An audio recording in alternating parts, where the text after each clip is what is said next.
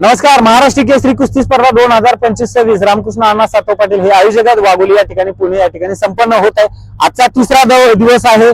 तर काही माती विभागांना जे खेळणारे ओपनच्या लढती आहेत, पहलवान आहेत, त्याबद्दल थोडं सांगतो. रविराज चव्हाण विरुद्ध शिवराज लोके, संतोष दोरवड विरुद्ध शुभम शिरनाळे, सागर देवकाते विरुद्ध महेंद्र गायकवाड, मनीष रायते विरुद्ध सिकंदर शेख, बाळू बोडके विरुद्ध विक्रमसिंह भोसले या आहेत माती विभागात खेळणाऱ्या पहलवानांची. तर मॅट विभागात खेळणाऱ्या पहलवानांची नावे आहेत पृथ्वीराज मोहोळ, धीरज बारसकर, जयदीप पाटील विरुद्ध चेतन रेपाळे, श्रेयस होळकर विरुद्ध शिवराज राक्षे, सतपाल शिंदे विरुद्ध पृथ्वीराज पाटील, हर्षवर्धन सदगीर विरुद्ध वेताळ शेळके, अक्षय मंगळी विरुद्ध सुशांत तांबोळकर हे आहेत मॅट विभागात. यातील प्रेक्षणीय कुस्त्या सांगायच्या झाल्या तर यात काही महत्वाच्या कुस्त्या तुम्हाला सांगतो. मनीष रायते विरुद्ध सिकंदर शेख ही जबरदस्त कुस्ती होणार आहे.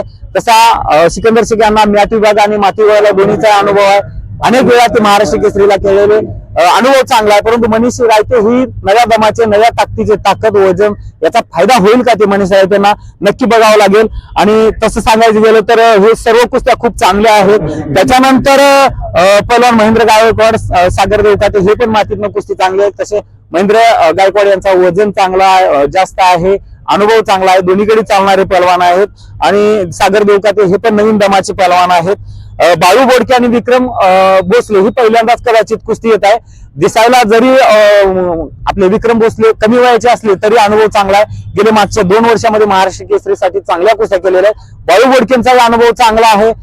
बाहेरच्या याच्यात पण, राज्यात पण त्यांचं नाव आहे, खेळलेलं आहे. त्यामुळे ही पण कुस्ती प्रेक्षणीय बघण्यासारखी होणार आहे. पृथ्वीराज मोहोळ, धीरज बारसकर ही कुस्ती असणार आहे. आणि बाकीचं बघायला गेलं तर खाली पण चांगल्या कुस्त्या आहेत. हर्षवर्धन सदगीर आणि वेताळ शेळके ह्या कुस्तीबद्दल बोलायचं झालं तर एक गुरु, एक तालीम, एक वस्ताद आणि एकत्र सराव करतात. त्यामुळे दोघांनाही अनुभव चांगला आहे. मॅट विभाग आणि माती विभाग दोन्हीकडे अनुभवी पहलवान आहे. तसं बघायचं झालं तर पहलवान हर्षवर्धन सदगीर आणि दादा शेळके यांचा दोन्हीकडे अनुभव चांगला असल्यामुळे या कुस्तीबद्दल आपण निकाल काही अंदाजा लावू शकत नाही. परंतु ही प्रेक्षणीय कुस्ती होणार आहे. तालमीत एकत्र सराव करतात त्यामुळे दोघांचे अनुभव माहीत आहे. त्याबद्दल खरोखर या सगळं जे कुस्ती आहेत, पहलवान आहेत, त्या सर्वांना शुभेच्छा. आणि हे जे बक्षीस आहेत, बुलेट आहे, पाठीमागं स्कॉर्पिओ यांना आहे, फॉर्च्युनर आहेत, कोणाच्या नशिबात आहे ते आपल्याला 22 तारखेला समजेलच. हे सगळे अपडेट बघण्यासाठी चॅनलशी कनेक्ट राहा. धन्यवाद.